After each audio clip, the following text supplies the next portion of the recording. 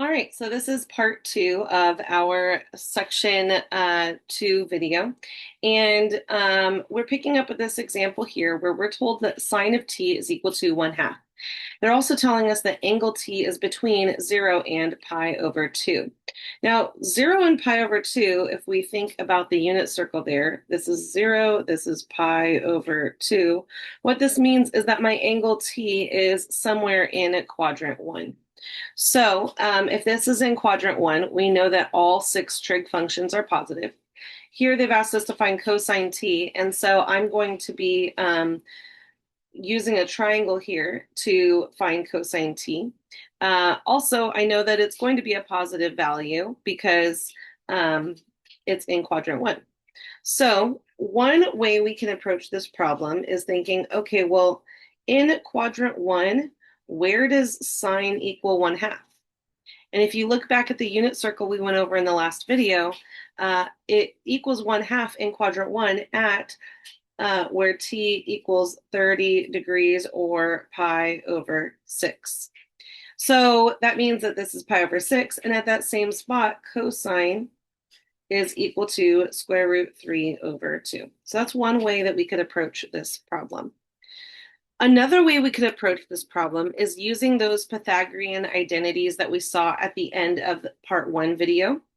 We had sine squared theta plus cosine squared theta is equal to 1. And if I know my sine 1, I can find cosine. So I can plug in that sine is 1/2. And we don't know cosine. And we know this is 1. So 1/2 squared is 1/4. I can subtract 1/4 from both sides. And I have cosine squared theta is equal to 3/4. If you're not sure how I got 3/4, just kind of off to the side here real quick, 1 is the same thing as 4 over 4. Minus 1 over 4 equals 3 over 4. And I can go ahead and square root both sides. And remember, when we square root both sides, I need to put a plus or minus sign in front of it. And the square root of 3 is just square root 3, and the square root of 4 is 2. Well, we know that what we're looking for here is in quadrant 1. So I'm not interested in any of the negative values. And so I know that cosine theta is equal to positive root 3 over 2, which is what we got using the other method. Now, all of these trig functions are called periodic functions. They repeat a cycle. And in chapter 6, we will take a look at their graphs a little bit more, and you will see how they are periodic functions and they repeat this pattern. So sine and cosine's period is 2 pi. Tangent and cotangent is pi. Cosecant and secant also have a period of 2 pi. And what that means is that the length of 2 pi is one complete cycle of their graph. So what that means, though, is that I can add 2 pi as many times as I want to sine, cosine, tangent, cotangent. Those we can add pi as many times as we want, and it's equal to that same value. So let's go ahead and use this property in these next examples here. So these first couple ask us, what is sine of pi over 3? Well, we can look at our unit circle, and at this point, hopefully you are starting to memorize your unit circle. You're going to need that memorized, again, not just for this class, but for calculus as well. And sine of pi over 3 is square root 3 over 2. Looking at our unit circle, cosine of 5 pi over 4. Remember, cosine is those x values, and this is negative root 2 over 2. Now, evaluating tangent, on our unit circle, we only see the sine and cosine values.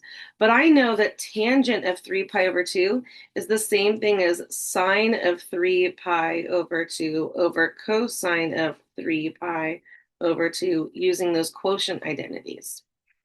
And sine of 3 pi over 2 is on my unit circle. Sine of 3 pi over 2 is negative 1.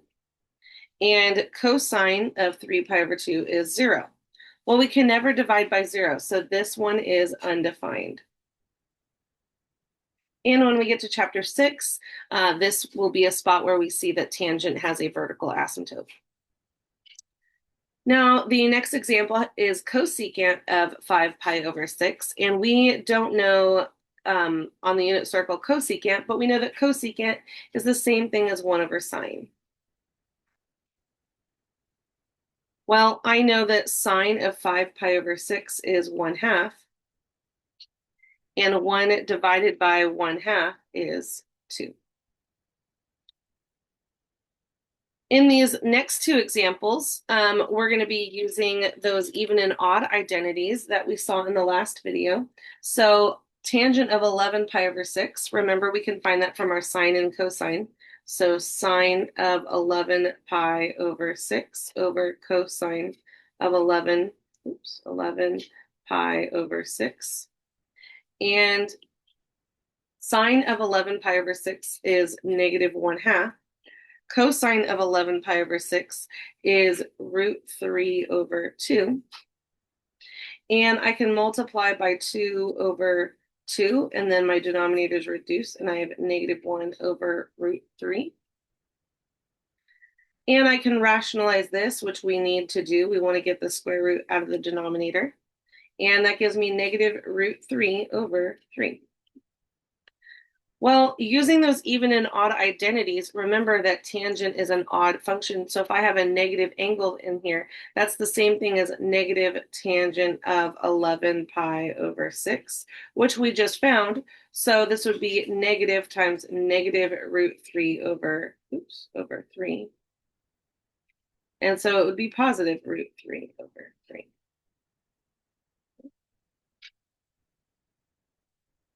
All right, this next example looks like kind of like our Pythagorean identities, but it's not actually one of the identities here. It says use an identity to evaluate, and then it tells us not to use a calculator. We're actually not even going to need a calculator when we use an identity, and we can use one of those Pythagorean identities. So if you recall, cosecant squared of some angle theta, any angle, is equal to 1 plus cotangent squared of whatever angle we're looking at, in this case pi over 6. And then just bringing down the rest of it, minus cotangent squared pi over 6. And then we see that these two pieces here cancel out. So the cotangent and the cotangent cancel out, and we're just left with 1. So we used that identity to simplify that expression. All right, on to the next example here. We are asked to evaluate these without a calculator. Shortly, we will practice evaluating these with a calculator. And cotangent is cosine over sine. So cosine of 5 pi over 4 over sine of 5 pi over 4. And cosine of 5 pi over 4 is negative root 2 over 2. And sine of 5 pi over 4 is the exact same thing, negative root 2 over 2. Well, anything over itself is just equal to 1, so cotangent of 5 pi over 4 is equal to 1. Now this next one almost is kind of silly in how many pi's we're adding here. Negative pi over 4 plus 2,000 pi. And we know that this is a multiple of 2 pi. This is 2 pi times 1,000. Well, we can add 2 pi or subtract 2 pi as many times as we want. And so we can disregard essentially this 2,000 pi here. So this is the same as sine of negative pi over 4. And using those even and odd identities, I can pull that negative out front, essentially, sine of pi over 4. And sine of pi over 4 is root 2 over 2 times a negative is negative root 2 over 2. All right, these next ones ask us sine of pi over 2 and sine of 9 pi over 2. Sine of pi over 2 is on our unit circle, and that is equal to 1. Sine of 9 pi over 2, I can use the periodic properties. That is not on my unit circle, but I can subtract 2 pi if I'd like. If I subtract 2 pi, and I'm actually going to do this in pencil so I can erase it here, minus 2 pi. Well, remember that 2 pi, we want to have a common denominator. So if I change this into 2 over 2, that becomes 4 pi over 2. And 9 minus 4 is 5 pi over 2, and that's still too big. So rather than subtracting 2 pi 2 times, I'm going to subtract 4 pi. Well, that's the same thing as sine of 9 pi over 2 minus 8 pi over 2, making a common denominator. And that's left with sine of pi over 2, which we just calculated and know that that's equal to 1. All right, these next couple ask us to use our calculator. And using your calculator, you want to make sure you're in the right mode. So if you click on this mode button here at the very top, and you see the third line there is radians is highlighted. We want to make sure that that's highlighted. If you are wanting to switch to degrees, you would click over here and press enter, and now that one's highlighted. We want radians, so we're going to make sure radians is highlighted. And we are going to be evaluating tangent of 3.7 radians. So going to that tangent button there, and 3.7, and enter, and we get 0.624. So 0.624. If I want to evaluate sine of 3 pi over 10, 3, and you can use the pi symbol on your calculator, divided by 10, and press enter, and we get 8.09.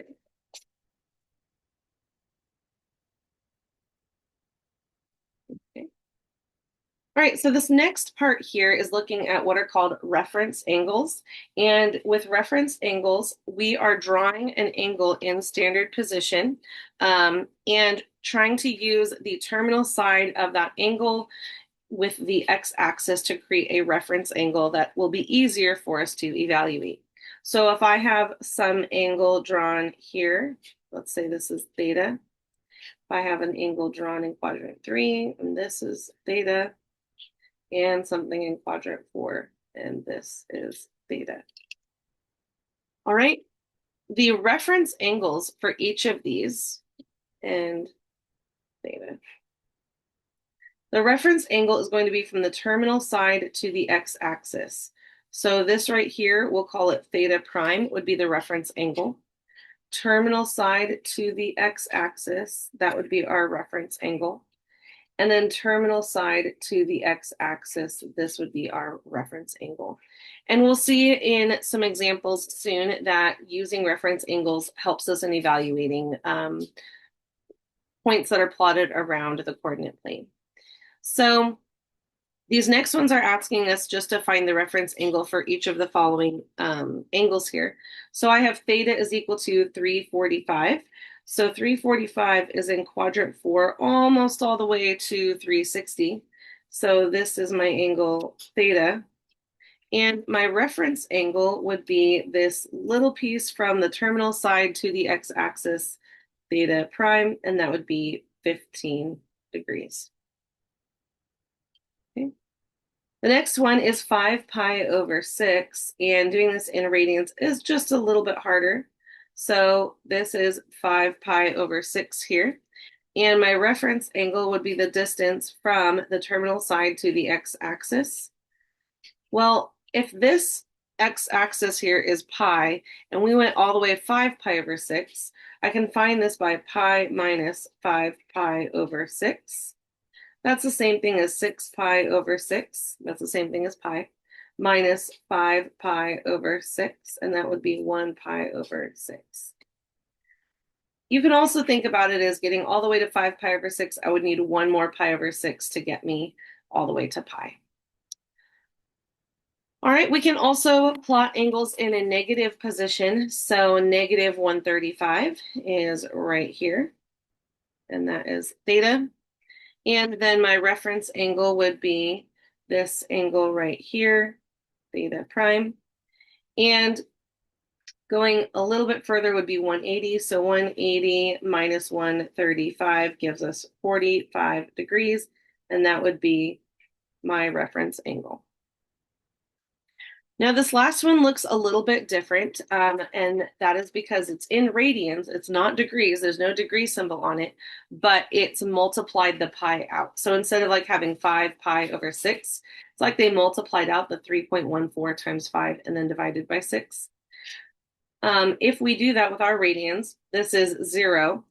Pi divided by 2, 3.14 divided by 2 is 1.57. Pi is 3.14. 3 pi over 2, so 3.14 times 3 divided by 2 is 4.71. And then 2 pi is 6.28. 2 times 3.14. So 2.5 is between 1.57 and 3.4. So this is my angle theta. My reference angle then would be here. And the same way I found them before, if going all the way to here would be 3.14, we're just a little bit shy of that. I can do 3.14 minus 2.5, and that will give me my reference angle.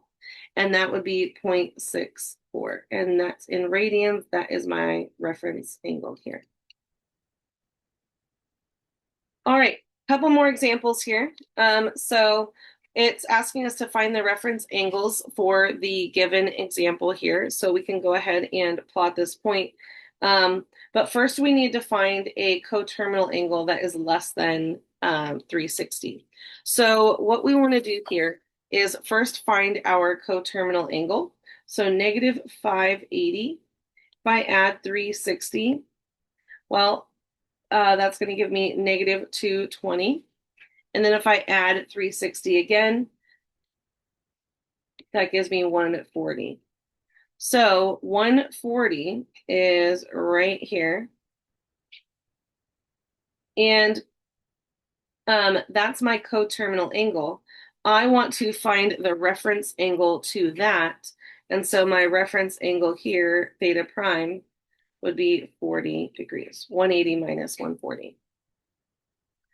All right, in the next one, we have 8 pi over 3, 8 pi over 3 minus 2 pi, which I can write as 6 pi over 3 with a common denominator, gives me 2 pi over 3. And that's a coterminal angle to 8 pi over 3. I can go ahead and look and see, and that is in quadrant 2. And so we have 2 pi there. I want to find my reference angle, theta prime, and that would be pi minus 2 pi over 3. I can write that as 3 pi over 3 minus 2 pi over 3. And that would be 1 pi over 3 is my reference angle. All right, last couple examples here. It says using reference angles to evaluate trig functions.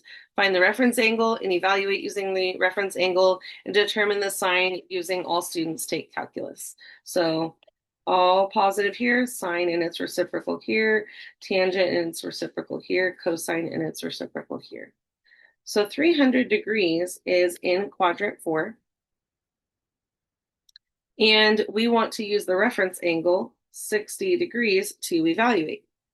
So I can find sine of 60 degrees, and I already know that that's pi over 3, but in quadrant 4, sine is negative. So sine of 300 will be negative pi over 3. I'm sorry, not pi over 3, root 3 over 2, not pi over 3. That's what 60 degrees is as radians, root 3 over 2.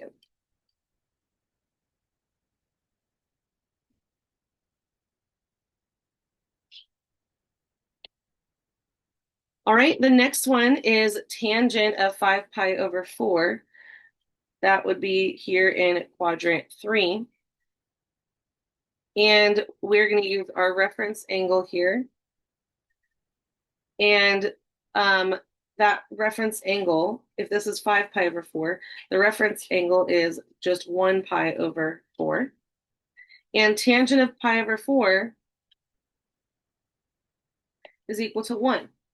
That's where sine and cosine are equal to each other. So the sine value of 5 pi of pi over 4 over sine of over cosine of pi over 4 is going to be equal to 1. And in quadrant 3, tangent is in fact positive if we use that all students take calculus. So tangent of 5 pi over 4 is also equal to 1. And for secant of negative pi over 6, that's going to be in quadrant 4. That's going in a negative direction now. That would be theta. And in this case, our reference angle is equal to that. Well, secant we know is 1 over cosine. We could also use our even and odd identities here. And cosine of pi over 6 is root 3 over 2. And in quadrant 4, cosine is positive. Well, this flips it, and so that I have 2 over square root 3, I need to rationalize that. And I have 2 square root 3 over 3, and we know that it's positive because cosine is positive in that quadrant. And that takes us to the end of this section.